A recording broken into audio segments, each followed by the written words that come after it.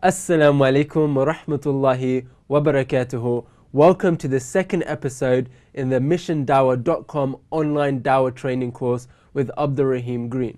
Now, Abdul Rahim, the question that I have for you is, previously we discussed the GORAP method, but what in some situations might happen is that you go through the GORAP method and the person that you're speaking to might just say, do you know what, I just feel my religion is true, or my parents, I just follow what they follow. So is there any way that we can counter that earlier on, so we don't go into that kind of situation? Well, first of all, if a person did say that, I would talk to them about the problem, the issue between subjective and objective truths. Now, what does that basically mean is there's some things that may seem true to an individual, and they are, to that individual, they're absolutely true. But there's no way to prove that to everybody else. Right. You may feel certain things. No one can deny those feelings. Yeah. I'm in love with such and such person. How do you prove it? You can't. It's a feeling that you have, but it's certainly true to you. But how can you prove that to everybody else? Well, I mean, maybe you could by displaying certain things that we agree a person who loves another would do, those type of things. But I think you get my point. Yes. Whereas an objective truth is something we can all exact, like a scientific truth. Right. The power of scientific truths is that they're objective. Anyone can observe and examine and cross-examine the data. So I'd say the problem with what you're saying, the person who says that I feel it, is that I would say to them, I'm not trying to disrespect your feelings or your convictions, but a Buddhist might say the same thing, or a Hindu might say the same thing, or a Christian, or even an atheist, or even a person who's into snowboarding, or, he may say, that changed my life, yeah?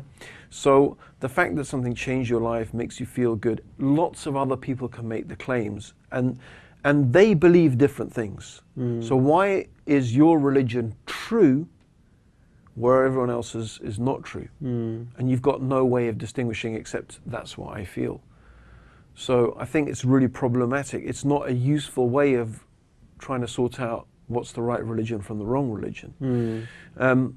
But what you can do is counter that, is build into your conversation something that from the very beginning makes sure that when you're having a conversation, this is very useful, when you're having a conversation with someone about a topic as controversial as religion, you need to establish from the very beginning what's the basis on which we're having this conversation. Right. And it's not just, I feel that. A person may say, well, I just follow what my parents taught. That's another thing. I'm just following the religion. Isn't that what everyone should do?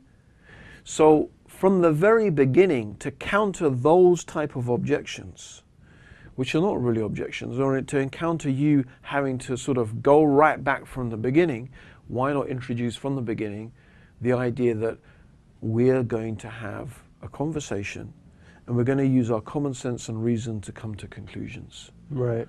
So when we make a decision about what's the purpose of life, why are we here, what's this all about, don't you think the best thing to use is the thing we use every day to make such decisions? Common sense and reason. Right. Yeah.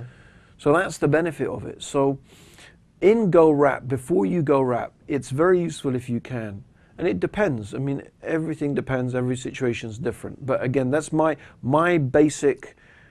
Whenever I can, when I'm having a GORAP conversation with people, I get them to agree about the use of common sense and reason, and that's why I use what I call the device, the conversational device of the man in the red underpants.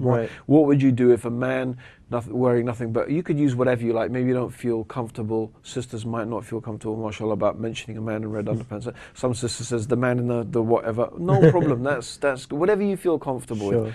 I used to say, what would you do if a guy with tattoos, love and hate, and dressed in a leather jacket like a Hell's Angel came knocking you and said, I'll come to read the gas meter. Yeah. Okay, what would you do? Most people say, I tell him, I wouldn't even answer the door. I'd tell him to go away. And I say, well, why? Why would you do that? Well, because he doesn't look like the gas man. I say, okay, so what process did you use to come to that conclusion? And what we're trying to get from them, and if they don't say it, you can offer it to them. It's actually a basic type of reasoning. This is reasoning at its most basic fundamental level. What I do is compare what I know, the information I know. The man who reads the gas meter usually looks like this, wears this, has this computer thing, you know, has a uniform, has an ID badge. There's certain things that we know from our experience. Yeah. And this does not match the experience. So that analysis, comparing those two things, this is reasoning. This is us reasoning. In this instance, it happens on a very fast level. Sometimes reasoning takes a long time. But the process that we use to make sense of what's going on around us is reason. That's what we use. So if we use reason for something like this, and why would you not let this guy into the house? Because you're afraid he may rob you or something worse. If you're using reason to protect your life and your property, how about something potentially even more significant than that? The very meaning of life itself. Don't you think we should use reason to try and understand what's the meaning of life, why are we here, what's it all about? And that's why, by the way, the whole purpose of life is a really good device as well, a conversation starter. Yeah, sure. So, do you understand? That's why that's why it's a nice idea it establishes the premise. Now, what is really great is that if later on in the conversation, and this happened to me several times, and including recently, it happened, but alhamdulillah, I learned from my mistake the first time. I spent 40 minutes talking with a Hare Krishna, going through the whole of Gaurap. He agreed with me. Everything. Yeah, I agree, right until the end. And then he started saying Hare Krishna is the incarnation of God. I said, wait a minute, we agreed that God was this and that. He said, yeah, but some things, you know, you can't explain by reason. And, you know, and then he started saying, do we even know if we're real and what's not? And it's like, what did I just waste my 40 minutes for? If I'd begun right from the beginning, by saying we're going to use reason, right? Then we straight away I'd say to him, yeah, but you agreed from the beginning. Yeah.